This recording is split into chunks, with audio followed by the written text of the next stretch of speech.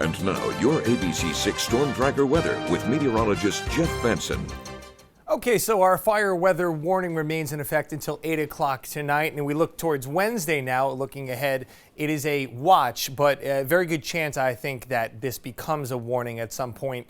Once the current warning expires, they'll likely make a decision on that. But either way, we're going to have an elevated fire risk. What that means, because we have the dry air in place, a very dry ground with not a lot of rain, and that's another talking point for a couple of seconds from now, but we will likely see those breezy conditions again. The only difference between today and tomorrow is that they will be out of the north instead of the southwest like we have at this hour. Relative humidities.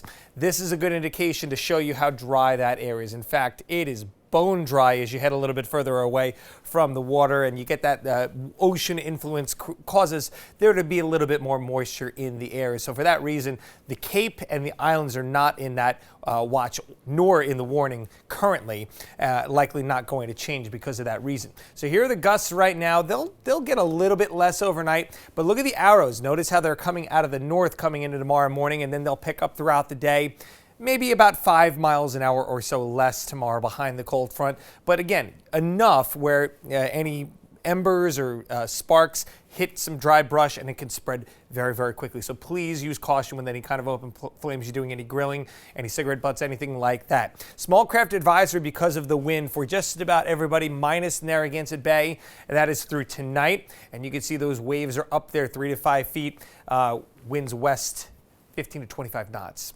So be careful out on the waters this evening. Satellite radar shows the cold front off to the north. There's some showers along with it. They're not going to be very much by the time it gets here.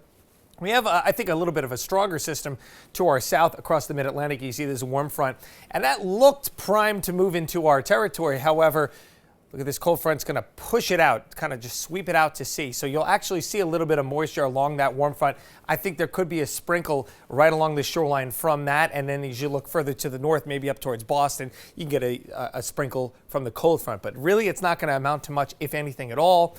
What it is going to do is it's going to set those temperatures back down. Tomorrow morning is fine, low to mid 50s. It's a nice sleeping night. As we head throughout the day tomorrow, it will be noticeably cooler once you get the heating of the day. We're only going to be in the 60s tomorrow, no more 70s or 80s.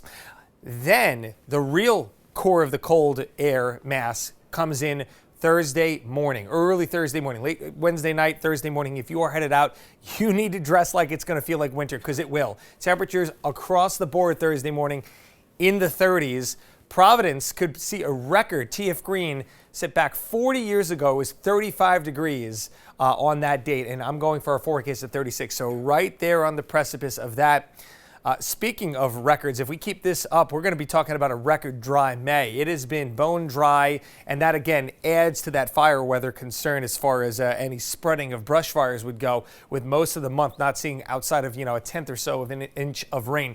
We're looking to get a soaker this weekend, and yesterday we said Sunday, but the timing is going to be a little bit quicker. Looks like these pieces of energy are going to get in here by Saturday late in the day. Could get a nice little soaking of rain overnight, and then should see some improvement during the day on Sunday. And it looks to amount to about an inch or so of rain.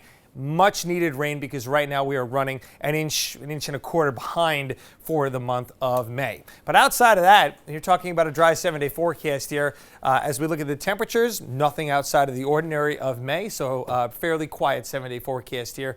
We're just going to have to keep a close eye on the fire weather risks for today and tomorrow. And then that cold Thursday morning. John, did you put away your winter stuff yet? I did not, and as a matter of fact, I was tinkering with the idea of maybe putting in the window units.